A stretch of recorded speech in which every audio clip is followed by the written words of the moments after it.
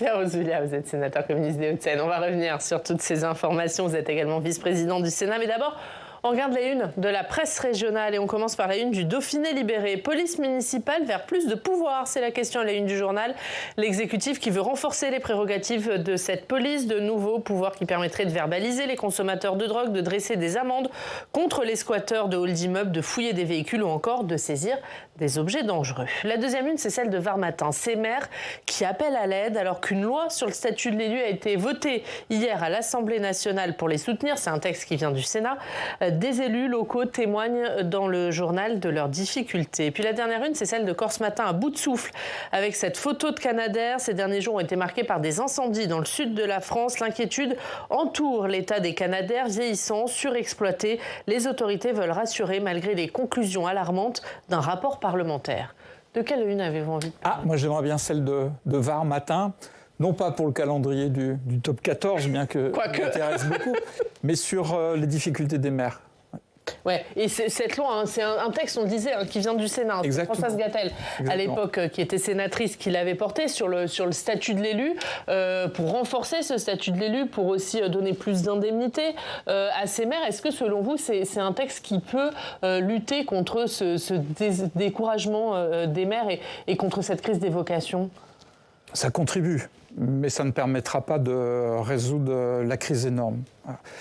Les maires se sentent complètement abandonnés par l'État. Je prends l'exemple du département des Hauts-de-Seine dont je suis le sénateur.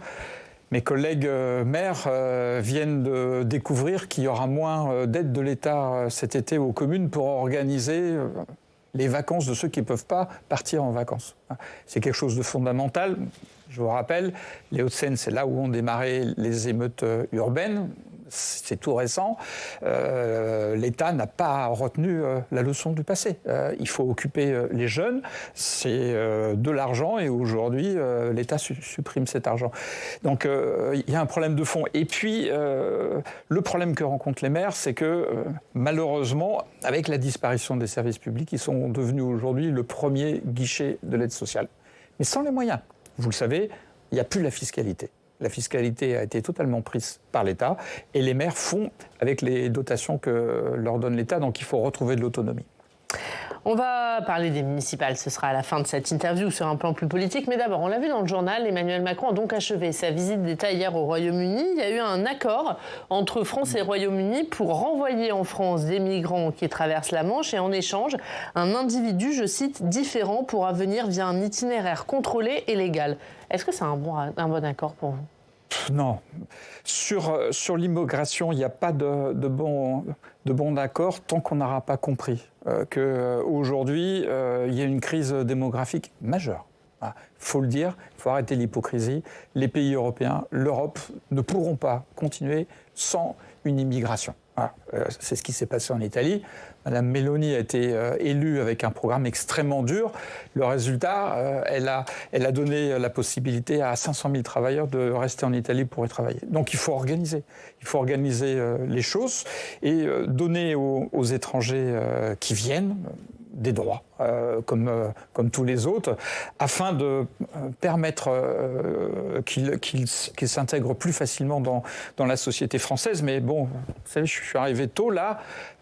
Quand vous parcourez les rues de Paris très très tôt le matin, vous voyez des gens qui sont là, derrière les camions de poubelle, etc. Ils viennent pas d'ici, tous. Donc, arrêtons l'hypocrisie. On a besoin aujourd'hui de cette immigration, sinon on n'y arrivera pas. Mais est-ce qu'il faut mieux la contrôler ? On voit, il y a un nombre de traversées record dans la Manche, avec malheureusement des morts. Est-ce que c'est bien que France et Royaume-Uni trouvent cet accord pour essayer justement de limiter ces catastrophes ? Ce qui m'interpelle, c'est qu'on nous a expliqué qu'avec le Brexit, c'était fini. Et que le Royaume-Uni sortant de l'Europe, il n'y aurait plus aucune coopération.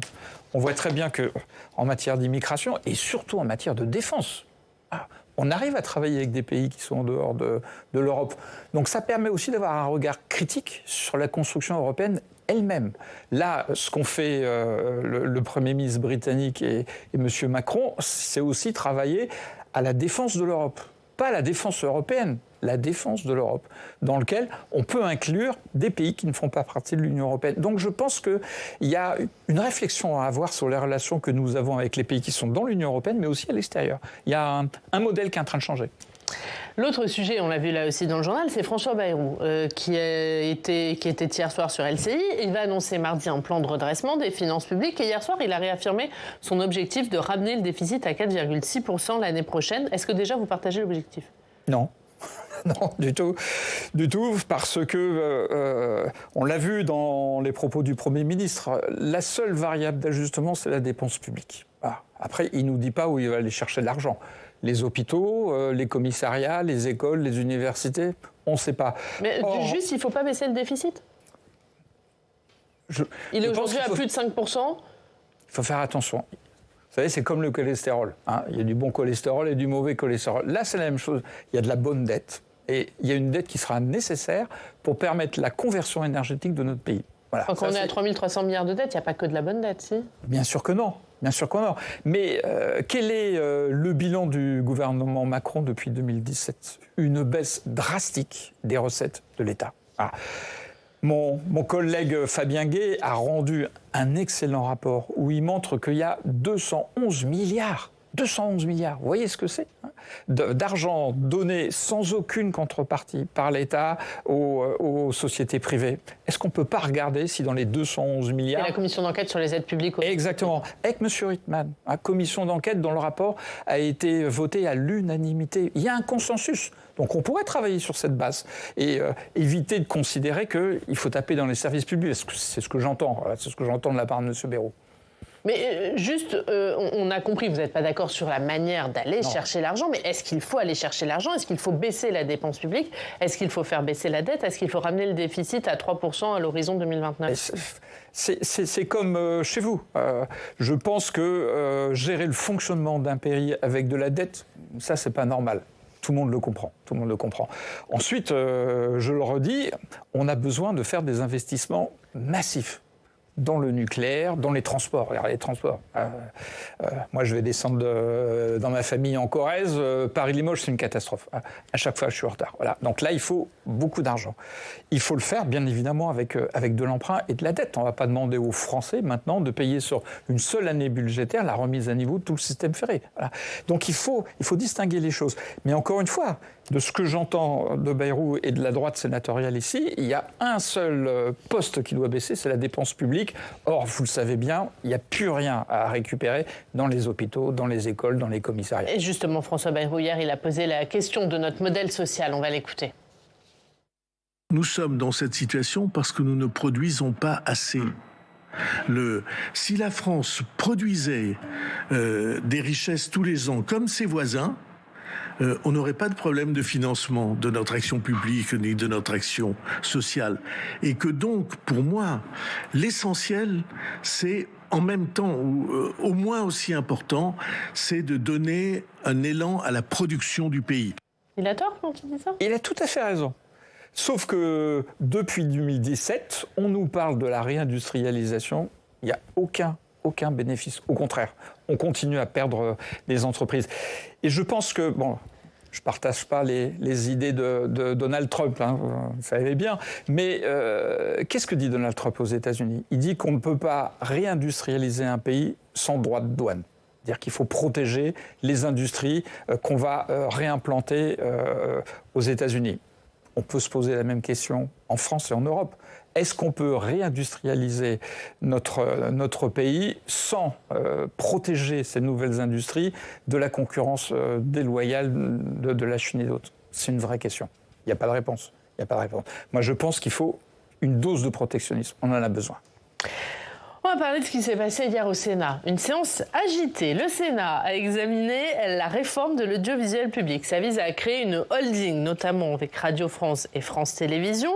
C'est un texte dont la majorité sénatoriale est à l'origine. Pourtant, la séance a été très houleuze. On voit ça avec Audrey Vetaz.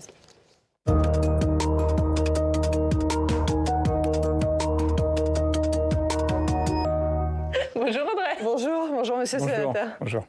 Et Audrey, le Sénat a étudié donc hier en deuxième lecture le texte sur la réforme de l'audiovisuel public 10 jours après son rejet à l'Assemblée.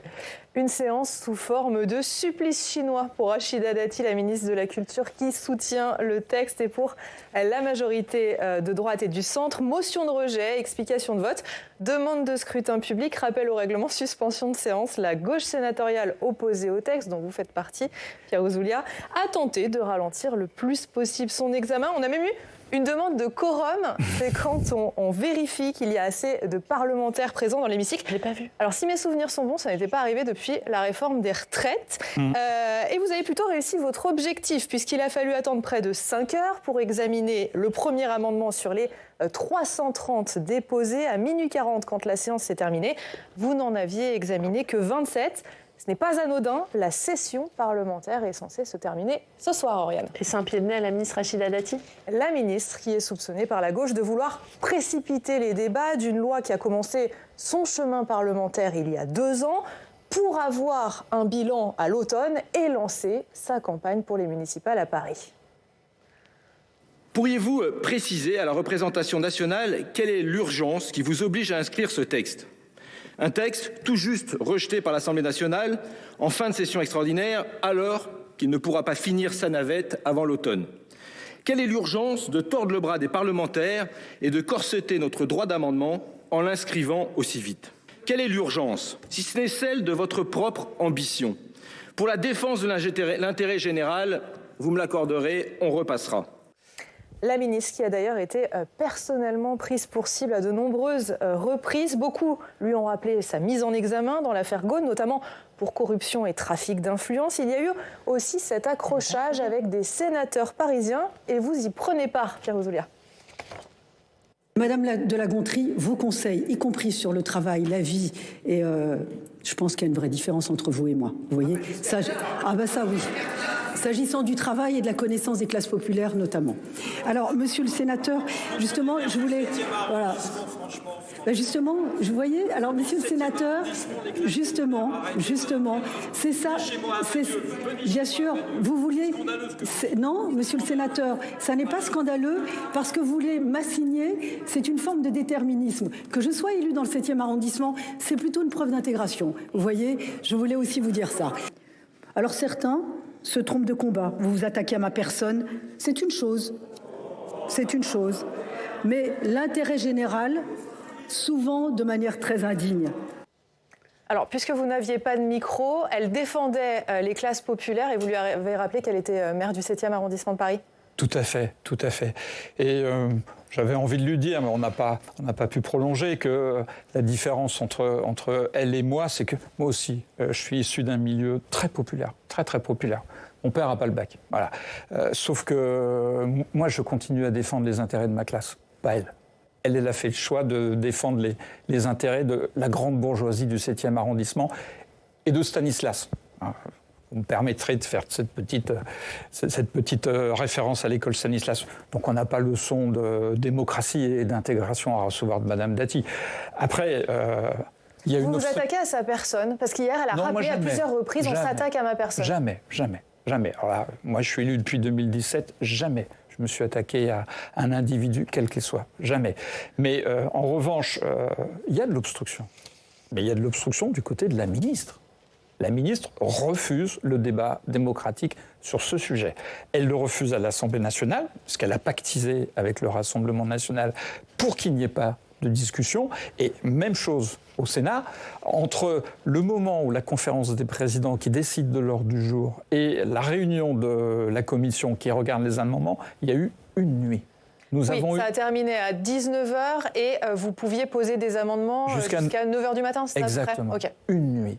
Qui peut comprendre qu'un parlementaire, quel qu'il soit, peut travailler en une nuit sur un texte qui est un texte considérable, parce qu'il change la totalité de la gouvernance de l'audiovisuel public. Vous n'en faites pas partie. Donc l'obstruction est du côté de la ministre. Et dans l'hémicycle, franchement, je le dis de façon un peu solennelle et un peu nervée, sa position était lamentable. Elle n'a rien dit. Elle s'est réfugiée dans un mutisme total. Et à chaque fois qu'on l'a emmenée sur le terrain technique, elle a préféré déraper avec des attaques personnelles. On sent qu'elle est très faible sur ce dossier, qu'elle n'a pas étudié. Comme nous, elle n'a pas eu le temps. Elle veut une victoire politique pour les municipales ? Oui, Parce qu'elle s'est aperçue que son bilan législatif est nul.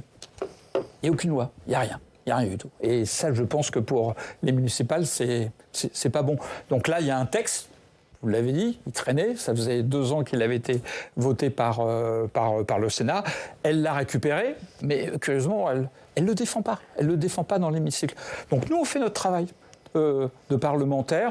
Il n'y a pas d'obstruction. En revanche, ce qu'on n'aime pas, c'est que le Sénat soit bousculé, et il l'a été. Et ce que nous n'aimons pas, l'opposition, c'est d'être méprisé. Et nous le sommes. Voilà. Donc nous réagissons avec tous les moyens du règlement, mais en restant dans les clous. Vous savez, moi j'ai joué au rugby, donc parfois c'est un peu vif, mais on reste dans le règlement et on respecte l'arbitre et le président de la séance. Alors on va parler du fond du texte. On va parler de la forme, ce que j'allais dire. On va parler du fond du sujet. Cette proposition de loi qui est étayée par plusieurs rapports parlementaires, elle a pour but de créer une holding avec une présidence unique. Et cette holding, elle réunirait France Télévisions, Radio France et l'INA, pas France Média Monde, ça c'est ce qui a été décidé hier soir, pour avoir une plus grande souplesse face aux nouveaux modes de consommation, aux nouvelles plateformes aussi, qui ont vraiment une grosse force de frappe. Pourquoi ce n'est pas une bonne chose ? Parce qu'on ne nous a pas expliqué pourquoi c'était une bonne chose. On n'a pas eu une bribe d'analyse technique et surtout budgétaire pour nous expliquer que cet ensemble, avec un seul patron, c'est l'objectif. Un seul patron qui chapeautera tout l'audiovisuel. On ne nous a pas expliqué quel type d'économie ça permettrait de faire, quelle synergie ça permettrait entre les différentes composantes. Donc on a le simple... Donc c'est un manque d'explication ou sur le principe, pour vous, il ne faut pas réunir les entités du service public ? Vous savez, moi je suis fonctionnaire depuis longtemps, donc on m'a toujours expliqué que les économies d'échelle c'était extrêmement bien, c'était le progrès, etc. Le résultat, c'est qu'à la fin, on s'est toujours aperçu que derrière les économies d'échelle, c'est une baisse des moyens. Voilà. Et c'est aujourd'hui ce qui, malheureusement, va arriver à l'audiovisuel public. Pour vous, d'avoir un seul pilote, ça ne rendrait pas l'audiovisuel public plus fort ? Je ne vois pas comment. Je ne vois pas comment. Et on ne nous l'a pas expliqué. Donc on assiste à un jeu de Monopoly. Là, il y a quelqu'un qui a acheté tous les hôtels et qui les met sur la même case. Est-ce que ça sera plus efficace pour l'audiovisuel ? Je ne sais pas. Le problème de notre débat, c'est que tout le monde n'a pas les mêmes intentions dans ce débat. Il y a le rapporteur, que je respecte, qui a un projet qui n'est pas le mien, que je combats. Et dans l'hémicycle, il y en a d'autres qui sont en train de faire le procès de l'audiovisuel public. Et ça, c'est pas admissible. Et Madame Qui fait le procès de l'audiovisuel public, Rachida Dati ? Non, il y a une partie de la droite républicaine qui aujourd'hui fait les yeux doux à la sphère Bolloré, il faut dire les choses, et qui considère que l'audiovisuel public, c'est un repère de gauchistes. Voilà. Vous en êtes tous les deux les représentantes. Et si Madame Dati a obtenu l'accord du Rassemblement national, c'est que c'est le projet du Rassemblement national. Il ne se le cache pas. Le Rassemblement national veut une privatisation de l'audiovisuel public et on imagine très bien que ça permettrait de conforter le monopole de Bolloré. Donc ça veut dire que vous êtes inquiet sur l'indépendance de l'audiovisuel public ? Oui, parce que on voit ce qui se passe en Italie, en Pologne, en Tchéquie, en Hongrie et aux États-Unis. Et on voit très bien qu'aujourd'hui, les appétits de certains grands groupes sont féroces. Mais vous avez peur de quoi ? D'un retour de l'ORTF ? C'est ce que j'ai dit. Bien sûr, c'est ce que j'ai dit. Et j'ai cité le discours d'un Corrézien célèbre, Jacques Chirac, qui expliquait que pour éviter justement la mainmise du pouvoir sur l'audiovisuel public, il fallait transformer l'ORTF en plusieurs sociétés autonomes et indépendantes. Là, on fait le chemin inverse. Pourtant, quand elle défend la holding, Rachida Dati, elle dit que ce sera plus difficile à vendre si on voulait privatiser plutôt que morceau par morceau. Là, une grosse holding, c'est beaucoup plus difficile à vendre. Je crois pas. C'est pas. J'ai pas compris. Alors ça, c'est une explication qu'elle nous a pas donnée en séance. Parce que le problème, c'est qu'on n'a aucune explication. Elle dit rien. Et à chaque fois qu'elle sort de son mutisme, c'est pour des attaques personnelles. Donc là, il y a un problème. Si la réforme était très bonne, si elle la soutenait avec autant d'énergie, il faudrait qu'elle s'exprime en séance. Là, on va voir aujourd'hui, on redémarre à 9h30, mais j'ai aucun espoir. De toute façon, la ministre méprise la représentation nationale. Mais aucun espoir, ça veut dire quoi ? Vous êtes prêt à siéger tout le week-end ? Ou si c'est pas fini ce soir à minuit, comment ça se passe ? Nous, on fera notre travail de parlementaire jusqu'au bout face à l'obstruction de la ministre. Voilà. Et puis après, on verra ce qui se passe ce soir. Mais on fera notre travail. Mais vous, qu'est-ce que vous espérez ? Que ce texte se reprenne à la rentrée ? Pour avoir plus de temps ? Bien sûr. C'est ça votre objectif ? Et bien sûr. Je rappelle que sur ce texte, le gouvernement n'a pas demandé l'urgence. Et ce texte n'est pas inscrit à la session extraordinaire de septembre. Donc pourquoi nous bousculer, nous violenter de cette façon-là ? Je ne comprends pas. Merci Audrey, on se retrouve dans une demi-heure. Oui, on va se demander si François Bayrou, qui est souvent taxé d'immobilisme, on verra si c'est vraiment le cas. Et si je peux me permettre, je vous conseille l'article de notre collègue Romain David sur publicsena.fr. Il a suivi les débats hier et il développe ce que j'ai dû résumer en quelques minutes. Effectivement. Merci Audrey, à tout à l'heure. On va voir l'actualité dans votre région. On retrouve Jacques Paquet. Bonjour Jacques, merci d'être avec nous, directeur de la rédaction du Journal du Grand Paris. Jacques, avec vous, on va parler du financement des écoles privées. Oui, bonjour Monsieur Ouzoulias. Bonjour. Vous avez écrit il y a quelques semaines, peut-être quelques mois, je ne sais plus, au préfet des Hauts-de-Seine, parce que vous êtes inquiétez de l'opacité, des inégalités que vous constatez dans le financement des écoles privées sous contrat. Vous parlez même de séparatisme, de risque réel ou à venir de séparatisme. Expliquez-nous ce que vous redoutez dans ces financements de certaines communes des Hauts-de-Seine aux écoles privées sous contrat, s'il vous plaît. Bien sûr. Alors, premièrement, un bilan. Dans les Hauts-de-Seine, les 20 collèges privés s'adressent essentiellement aux classes sociales supérieures. Et le public, aujourd'hui, les 20 collèges publics du département scolarisent les plus pauvres. Donc, ce qui est terrible à dire, c'est que dans ce département, il y a une école pour les riches, une école pour les pauvres. C'est pas le principe de la République. Jules Ferry, quand il pense l'école publique, c'est pour mettre sur les mêmes bancs des gamins qui viennent de milieux sociaux différents. Et je remarque, preuve à l'appui, et j'ai écrit au préfet, il ne m'a toujours pas répondu. Ce qui veut dire que je dois pas beaucoup me tromper, qu'aujourd'hui, un grand nombre de communes des Hauts-de-Seine ne respectent pas la loi. Ne respectent pas la loi. C'est-à-dire qu'elles versent aux écoles privées des sommes qui sont largement supérieures à ce que la loi les oblige à verser. Donc il y a un certain nombre de communes qui font le choix de l'enseignement privé contre l'enseignement public. Il y a une guerre scolaire qui est forte, qui est violente dans les Hauts-de-Seine et qui est en train d'être perdue par l'enseignement public. Le républicain que je suis ne peut pas supporter ça. Merci beaucoup Jacques, merci. Et cette fois pour de bonnes vacances, Jacques Paquet, merci beaucoup d'avoir été avec nous tout au long de cette saison. La une du Journal du Grand Paris, on la regarde, municipale, Rachida Dati, une campagne pas si simple pour la favorite des sondages, c'est-à-dire cette semaine dans votre journal. Un mot des municipales justement, Pierre Ouzoulias, et de cette déclaration de Mathilde Panot qui dit que les maires LFI élus désarmeront la police municipale. Elle critique également la vidéoprotection. Est-ce que vous êtes d'accord avec ça ? Non, du tout. Du tout, je pense que il y a un besoin de sécurité. Alors, je ne sais pas où Mme Panot vit, mais moi, à Bourg-la-Reine, dans les Hauts-de-Seine, ce que les gens demandent, c'est la réouverture du commissariat. Depuis la Covid, on n'a plus de commissariat.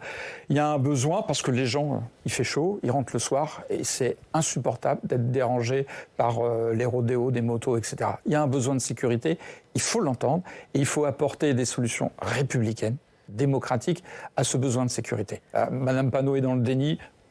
Je le regrette, je pense que ce n'est pas la bonne position de la gauche par rapport à la sécurité. Ça veut dire pas d'accord pour vous avec LFI pour les municipales. Est-ce que quand même la France Insoumise risque de vous affaiblir, de vous faire perdre des villes ?